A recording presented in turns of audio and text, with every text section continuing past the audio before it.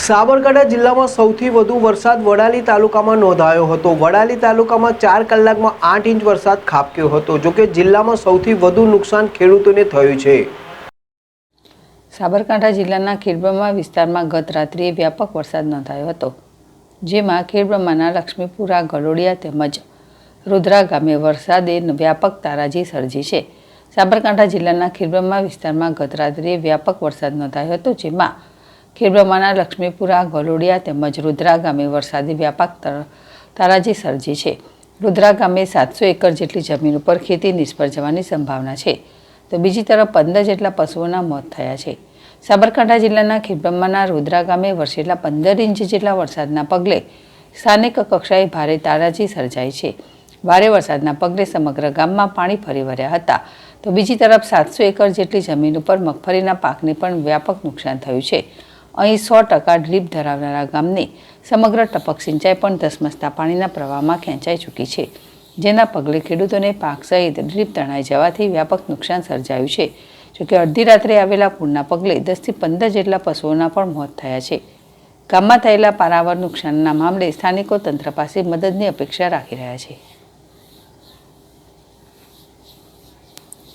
વરસાદ બહુ ભયાનક છે અને 12 થી 14 ઇંચ જેટલો વરસાદ પડ્યો છે અને ખેતરો બધો પાણીના બેટમાં ફેરવાઈ ગયેલો છે અને બધું જે વાવેતર હતું એ બધું નુકસાન થઈ ગયું છે।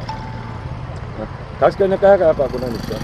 ખાસ કરીને સોયાબીન હતું, કપાસ હતો, મગફળી હતી, બધું ખલાસ થઈ ગયું છે।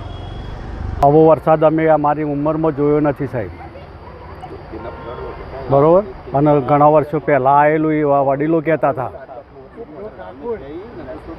શું નામ આપનું? પટેલ વક્તાભાઈ લાલજીભાઈ। મારું નામ પટેલ પરસોત્તમભાઈ મગનભાઈ, કલોલ કંપાથી માંડીને ખેડબ્રહ્મા સુધી વરસાદ ખૂબ તારાજી કરી છે। લગભગ 13 ઇંચ જેવો વરસાદ અને ટોટલી 8 ફીટ પાણી વહ્યા છે। લગભગ કમરથી ઉપર નીચે એ રીતને કોઈ જગ્યાએ બહુ ફૂલ પાણી આવ્યા છે, પાળાઓ તોડી નાખ્યા છે, પાક નુકસાન થયું છે ખૂબ। બાજરીના ઉનાળુ બાજરી હતી તે પણ ફેલ ગઈ, મગફળી હતી તે ફેલ ગઈ, સોયાબીન વાયા છે, પ્લોટ વાયા છે કપાસના, અને આજુબાજુ મગફળી પણ વાવાઈ હતી તે પણ બધું ફેલ ગયું છે। કોતરોમાં ખેતરો ફેરવાઈ ગયા છે।